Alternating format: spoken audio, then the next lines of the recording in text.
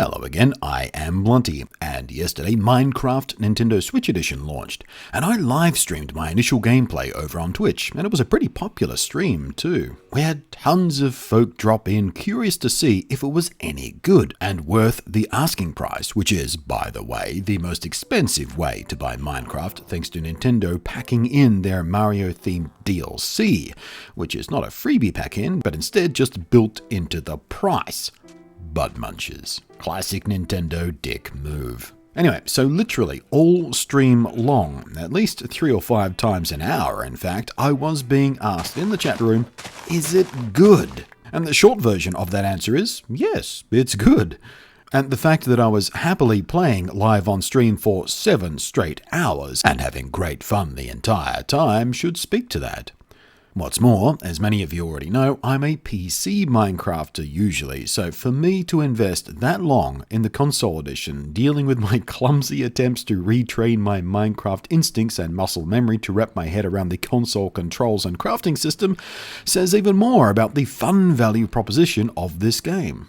But the longer version answer of is it good comes down to a few simple things. Firstly, and most importantly, it runs really nicely. I have no tools for properly measuring this, perhaps the clever folks at Digital Foundry are already working a video about this, but it certainly felt like it was a very consistent 60 frames per second, or at the very least right up there. And it does keep that smooth 60 frames per second in docked and handheld modes, by the way. The game does run at 720p in both handheld and docked, which is instinctively you may sigh loudly at. But the fact is, it's Minecraft, isn't it? By design, it's a low-res looking game, especially on consoles where there's no sort of super high resolution texture packs or shaders to make the game look more polished and fancy like there is on PC. The fact is, the visual difference between 720p and 1080p on console for Minecraft is, for all practical purposes, negligible, just by nature of the way the game is presented. And again, as a PC Minecraft player, I'm used to being able to ramp up my draw distances much more than you get on any console version. But on the Switch, in docked mode, the draw distance, which I haven't actually checked, but if I had to guess, it's maybe 12 chunks. It looks around 12 chunks to me, my experienced Minecrafter eye. It's fine. It's serviceable, though I do wish it was longer, of course, so I could survey my surroundings from high points a bit better. By comparison, the PS4 version has an 18-chunk draw distance, I'm pretty sure I'm remembering that right, and on PC, I usually play with a 22-chunk draw distance. But in handheld mode on the Switch, to account for the system slowing down its processor to stop it from turning its battery into a gravitational singularity, the Switch version on Minecraft pulls down the draw distance to 7 chunks. By comparison, the popular Xbox 360 version has a 10-chunk draw distance, so while it feels a bit limiting, it's not a disaster. That 7-chunk draw distance will make overland exploration a bit more of a pain in the bum, but mining and building will be unaffected by the drop in view distance. The second part of the longer version answer of is it good is linked to all of that. It's the fact that this is the best of both worlds Minecraft. You can play in docked console mode, but of course you can take it with you on the train, in bed, on a plane, etc, etc, etc. That alone makes this the best version of console Minecraft there has ever been. Ostensibly, it plays, acts, looks, and behaves exactly like all the other console versions do, with the differences in resolution and draw distances aside. It is Minecraft, but this time it's Minecraft you can play on your big TV, or you can take with you and play handheld, and that's fantastic. It does have local multiplayer, which I've not tried, but it is a twin-stick game that uses all the main buttons of a controller, so you won't be splitting the Joy-Con in 2-player mode, Mario Kart style. So for 2 to 4 player local multiplayer, you'll need either multiple sets of Joy-Con or combinations of Joy-Con and Pro controllers. Online multiplayer is here too, but as I explored in a video a few days ago, there's no persistent online servers, just peer-to-peer online play. Which, by the way, works in a way I hate. You've apparently no control over who comes into your online session. When I started my survival world on the stream, I left it set as an online world, and apparently folks from my friends list, who are mostly a big pile of my Twitch viewers, by the way, I added them for some Mario Kart multiplayer fun, which was awesome. Got to do that again soon. But they were just able to join my game at will. They popped into my world without any input from me at all. And maybe I'm missing something, but I did look through all the options that I could find, and it seems I have no ability to do manual invites only, or to even approve or deny when people attempted to join my game. I'm pretty sure you can do this on the other console versions. In fact, I'm almost certain of it. You have to invite people into your game. But here they can just see you're online and join your game at will.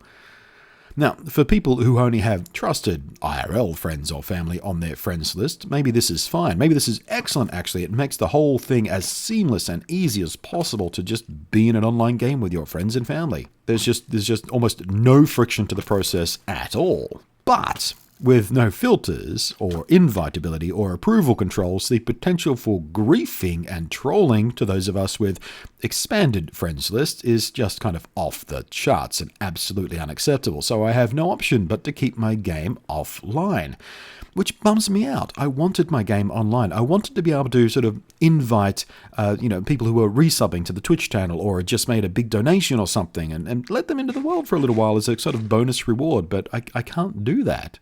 But whether or not this is a problem that actually affects you, well, different strokes for different folks. There's also no built-in voice or even a basic preset text chat option, so properly cooperative multiplayer will be a bit tricky, at least without using a third-party chat system on your phone or PC. Perhaps this will change with Nintendo's looming, apparently phone-based online chat system subscription kind of thing.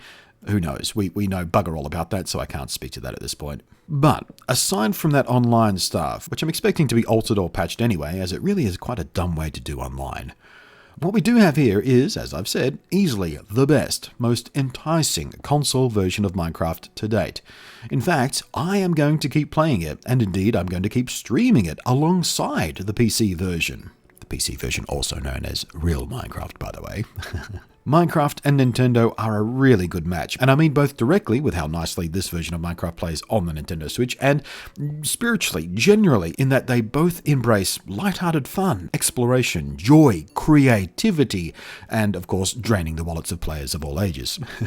I'm still not super comfortable with the controller-based interface. This game was designed from the dirt up around a mouse and keyboard, after all. Building is slower and trickier and a little bit clumsier, and combat is way clumsier. I suck at combat on the console. I need to get better at that. Is there a trick I'm missing? I don't know. But all other ease and accessibility factors of having Minecraft on a console and everything that's good about gaming on consoles, it kind of grows over that. And indeed, that's exactly why the console editions sell way better than the PC version does these days. Anyway, accessibility, it's easy. And it's especially good in this case, where it's a hybrid handheld console. It even more easily outweighs the annoyance of a controller-based interface over a mouse and keyboard game. Now, sure, compared to the PlayStation 4 version, the Switch version's lower draw distance and 720p resolution seem like a hindrance on paper. But, and I can speak as a person who owns and has played both versions, for Minecraft, I don't see either of those things as a deal killer when it comes to PlayStation 4 versus Switch versions. I do think the PlayStation 4 has slightly cooler DLC options with some of the PlayStation 4 exclusive stuff, like the Fallout 4 pack. That's awesome.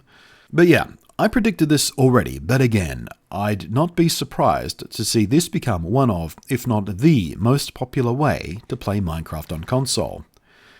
And I really hope this year we get persistent online servers, console realms, and I really hope they come with cross-system play, so Switch users can play with the apparently quite strong community of PS4 players, and even the, 84 or so people still sputtering along on the poor old Xbox One. Ooh, I wonder what the Scorpio will do to the Xbox version. But Minecraft feels good on Switch. It feels right on Switch. And even though Nintendo absolutely gouge you by forcing you to buy their Mario DLC with it, grr, I still have no buyer's remorse. The Mario DLC is actually pretty good. I'm still pissy that they force you to buy it. But yeah, I don't regret buying Minecraft on Switch. It is really good. It is really fun. So if you are umming and ahhing about whether or not this is a version to get, I say yes, or at least as far as the console version goes. If you're trying to decide which console version to get, or if you should jump into Minecraft at this point, if you've never played Minecraft before, there are tutorials in this game, all that kind of stuff. It is accessible and easy. It's set up for new players. There's lots of hints and tooltips and all that kind of stuff. So if this is your first Minecraft experience, it's a good way to go. If you used to play Minecraft many years ago and you want to get back into it, it's a good way to go. If you're trying to decide which console version to go for, it's a good way to go. I recommend it. Thanks for watching. I am Blunty, and I will catch you next time. Oh! Jesus, I didn't even hear him. There's a fortress right there, if I'm not mistaken. Is that a fortress? I can't tell. It looks like it should be a fortress. And I can do nothing against that ghast because I just don't have enough arrows. Where's the ghast?